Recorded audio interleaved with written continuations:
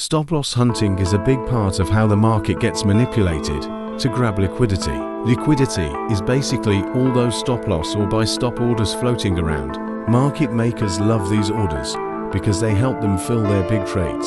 So, when you hear about stop-loss hunting, it's all about understanding how these orders drive market moves and how traders can protect themselves from getting caught up in it. Don't forget to subscribe to my channel for more trading tips and strategies.